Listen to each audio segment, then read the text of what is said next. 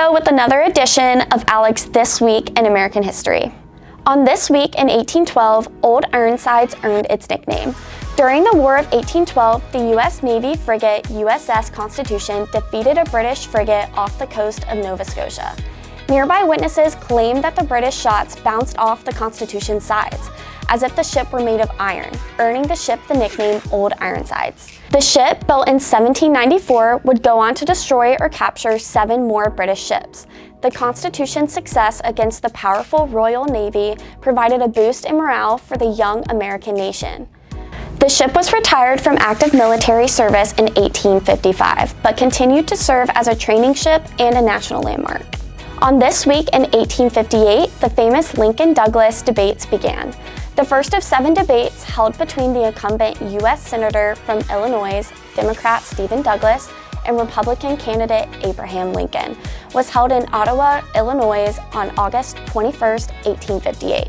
The 3-hour-long debates focused mainly on slavery and whether it should be allowed in the new states. Douglas's position was that the state's residents should decide, while Lincoln argued against slavery's expansion.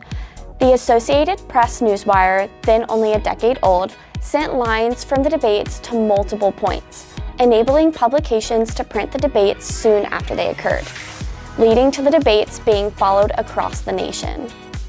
While Douglas won the election for Senate, the two would face off again in the presidential election of 1860, a race Lincoln won. And on this week in 1920, women gained the right to vote in the United States. Movements to grant women suffrage in the U.S. picked up steam in the mid-1800s, with movements like the Seneca Falls Convention and the creation of the National American Women's Suffrage Association. By the late 19th century, many new states and territories, mostly in the West, began to grant women the right to vote. The work of leaders like Susan B. Anthony, Lucy Burns, and Alice Paul led to a groundswell of support for an amendment to the Constitution guaranteeing women's suffrage. In 1918, President Woodrow Wilson announced his support. Congress passed the amendment in 1919, and on August 18, 1920, Tennessee became the 36th state to ratify the amendment, thereby enfranchising 26 million American women in time for the 1920 presidential election. Join us next Wednesday for more of ALEC's This Week in American History.